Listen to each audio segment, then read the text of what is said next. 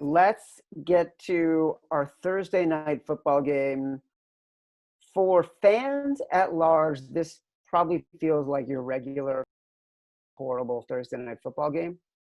For bettors, this is like the Super Bowl of legal betting, because you've got the Denver Broncos in a state with legal online sports betting, Colorado, versus the New York Jets in a state with legal online sports betting in New Jersey.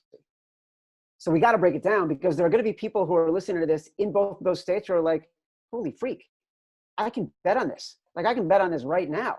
So Broncos, we're talking about 2.5-point favorites right now, according to DraftKings, on the road, visiting the Jets. They might as well be called MESS, mess. Woo! I did that right there. Just thought of it as I was podcasting. Because this team is ugly. Ugly. And this is one of those games where I was joking with the guy online. This is kind of night you take your girl out and you don't even got to watch this game, because you're not going to learn anything. You're not going to benefit from watching. This is going to be a pro versus Joe's. All the pros, we're going to take the Jets at home on Thursday. And Denver, it's tough to really know what their deal is, because they've been plagued by injuries since the start. I mean, as soon as I lost Von Miller, I knew all my futures on them were pretty much dead. And when you have two 0-3 teams like in this spot, of course I'm going to lean towards the Broncos because I think they're a more complete team.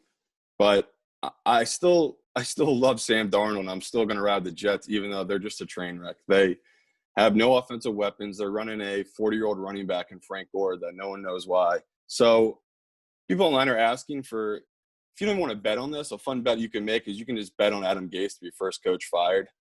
But I still think that Dan Quinn is my favorite first coach fired. I couldn't believe waking up Monday morning. I checked to see if my bet cashed on him being fired.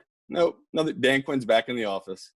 Dude, shocker. Like, I was texting with some other people on Sunday afternoon, and I'm like, how is Dan Quinn not fired by Monday morning? That's astonishing to me.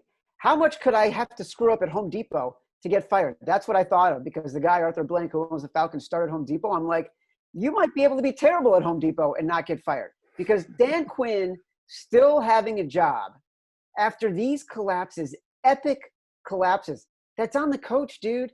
It's just on the coach. You are not getting your team ready to play in the second half. You are not reminding the things they need to do in the second half. You are not making the adjustments you need to make to ensure you can maintain a lead in the second half. It is astonishing to me. Truly. And it's funny where I guess he's thinking, okay, if he can go up to Green Bay this week and he can get the win, I'll keep him, let him keep the job. But it just doesn't make sense why you just want to get rid of this guy. That's the worst. That is seriously the worst back-to-back games I can remember for a franchise.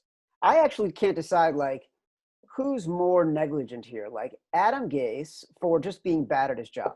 And, he might not have the horses, but even without the horses, the Dolphins last year didn't have horses, and they played their hearts out for Brian Flores. Adam Gase, it's like he's not even, connected to the team. And I don't know why. You just said the most outrageous thing. You still like Sam Darnold. Poor fella. I can't decide if you're the poor fella or Sam Darnold's the poor fella. But what gives you confidence in Sam Darnold? Because he has nothing around him. He has seriously the worst O-line and skill position players, I think, in the league. If you go through the list of his wide receivers, you're not going to know a single name. If you do know a name, that's going to be a really old player or an old lacrosse player named Chris Hogan. And they have Frank Gore as his running back. So he's set up to fail. He's been set up to fail. And he has little plays, these flash plays where you can see his talent and what he can be under pressure. But I'm with you. This is the end of it for him, it seems like. It seems like they're going to tank this season. They'll draft one of these QBs up high, and then he'll be on a new team in a year or two. So it might be over for him and for the Jets in the future, but I think he's going to do well on a different team in a different scheme with a better coach.